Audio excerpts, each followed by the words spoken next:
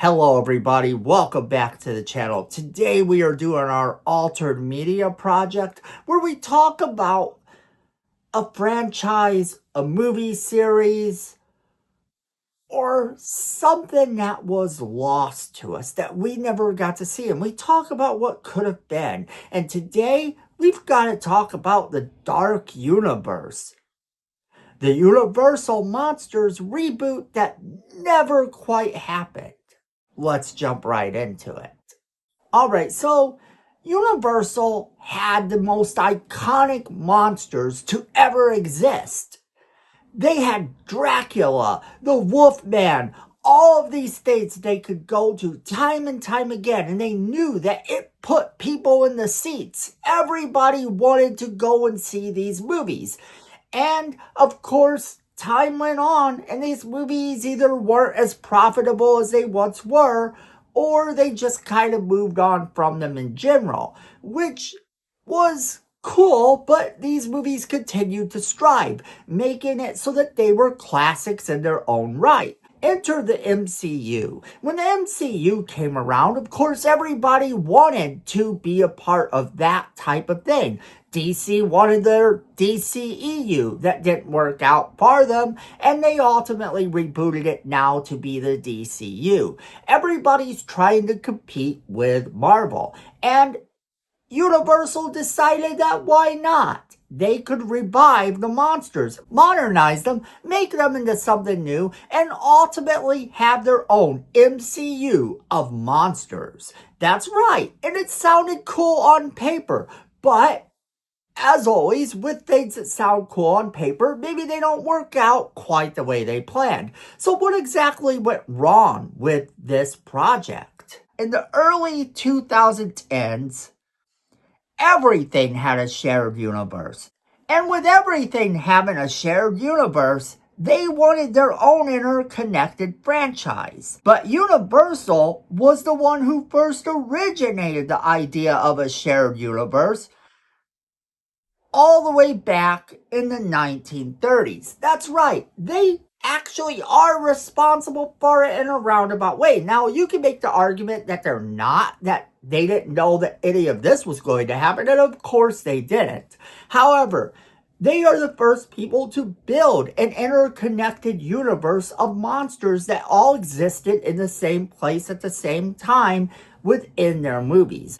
In fact, they had Abbott and Costello to run about in this too. Another popular franchise that they owned. And sure, that was played for laughs, and even back then, it kind of was considered to be non-canon, but if you look at it, it was still interconnected in fun ways. So Universal Monsters released a slew of new movies and details about their plans for this dark universe that were going to lead up to The Mummy. That's right, it was all going to lead up to The Mummy, while the shared universe did not happen as they planned, because this entire thing began with the canceled films in the Universal Dark Universe.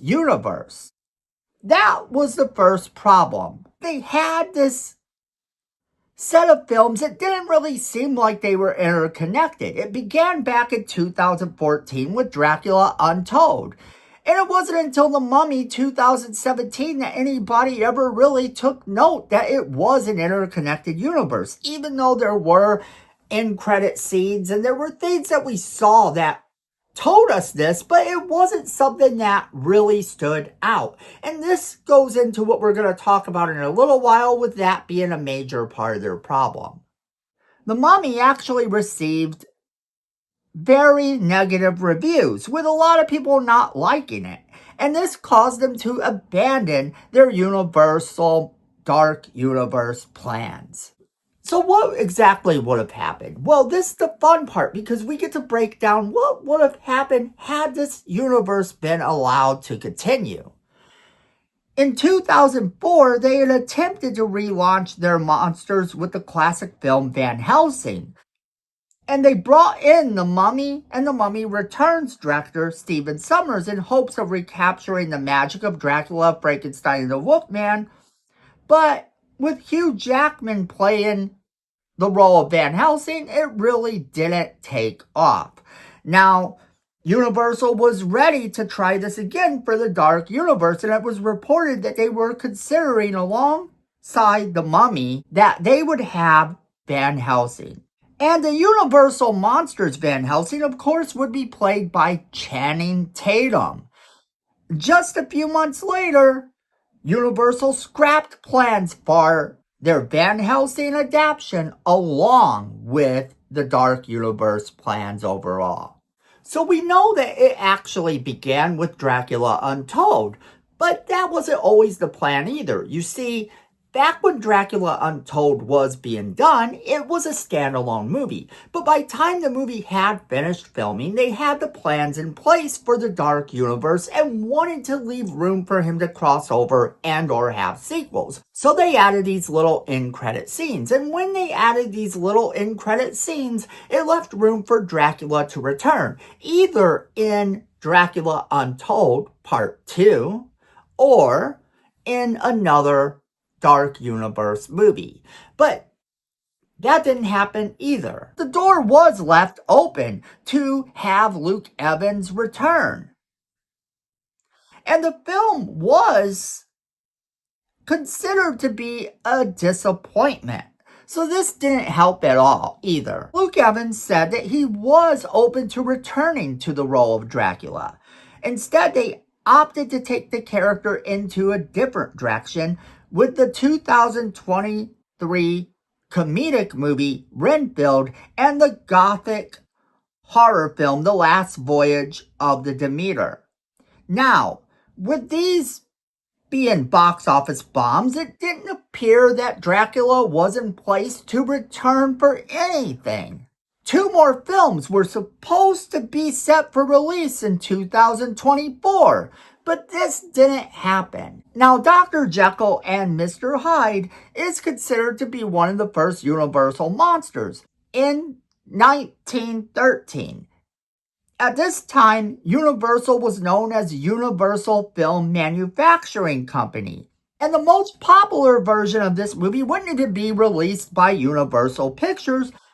Instead, it would be released by MGM, who released the 1941 version of the movie starring Spencer Tracy. So thanks to Van Helsing, which featured Mr. Hyde, he was now back in Universal Monsters and was allowed to be in this new thing. So he was tapped for this prominent role in The Mummy. So Russell Crowe was assigned to play him.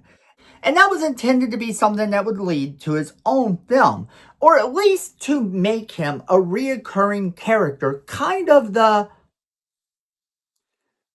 leader, if you will. I guess he would be their Nick Fury. It was gonna be great, and it was gonna work out just fine. The Mummy, however, failed, and Universal had been in the process of developing the new version of Invisible Man. And they had been trying to get this made since about 2006. The project picked up steam in 2016 when Johnny Depp was signed on to play the character, and this never happened either. Depp was seen in the Dark Universe publicity photo released in 2017 alongside Mummy co-stars. However, he never got his part as the Invisible Man because that project too was scrapped. Eventually, Universal began working on its remake of 1940's Invisible Man, or rather Invisible Woman, a horror comedy that was the third entry in the Invisible Man franchise, and the film would be directed, produced, and starring Elizabeth Banks. And that didn't happen. And also, while not the best monsters in the Universal Monsters, according to a lot of people, The Hunchback of Notre Dame and Phantom of the Opera were tapped to get their own film as well. Even that kind of fell through. The Wolfman was another one. And This one, they ended up having the 2010 Wolfman movie, but that film was not a box office success. So the new idea of the shared universe would bring him into the mix as well. Originally, they wanted The Rock to play in the movie. However, this didn't happen. So, after 2020's Invisible Man, Ryan Gosling had signed on to star in the film and helped to develop a story. Yet, Gosling dropped out, and the project was now up in the air.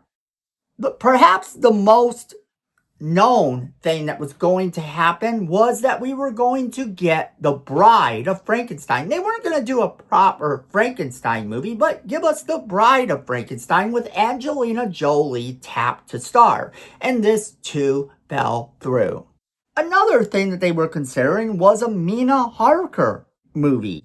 Mina Harker of Dracula fame, the original book.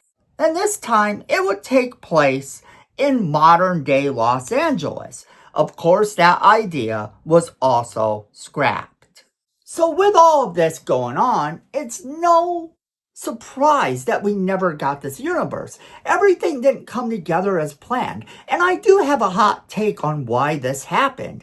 And my thoughts on why this happened is that they tried too hard. If you're going to do something with Universal monsters that are already classic, why do we need an origin story for each monster? We really don't need that. We don't need the remake of these monsters.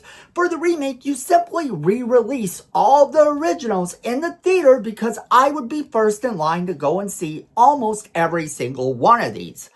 And then, once you do that, you release the new Monsterverse with everything being interconnected, new actors tapped to play each role, and you could have these little versus stories. You could even bring in these two Abbott and Costello-like characters that maybe act as foils in one or two of the movies. The sky is really the limit there because it already had its own interconnected universe to begin with. And just simply going in and adding this and that into the mix would probably work better than anything they could come up with to reboot the franchise. But that's just my thoughts on it. I want to hear from all of you guys. Did any of this come as a shock to you, or did you know all of this stuff already? Would you have liked to see the Dark Universe continue, or would you rather have seen them just kind of rebuild it from the classic Universal monsters with new actors playing in these roles? Do you think we needed a big origin story? Do you even think we needed the Dark Universe to begin with? Does it have to compete with Marvel to be successful if they chose to revamp this series? Or you did? How would you go about it? Whatever you're thinking, I want to hear from each and every one of you guys. So make sure you are leaving me all those comments in the comment box below. Let me know what you think. Make sure you share this video with all of your friends so they can be a part of our conversation as well. If you like positive content, you know what to do. Hit that like button and let the algorithm know you want more positive content in your feed. And if you like our channel personally, hit that subscribe button and that notification bell so you never miss any of the exciting things we talk about on this channel. Because friends, at the end of the day, I know it and you know it. Fandom is family.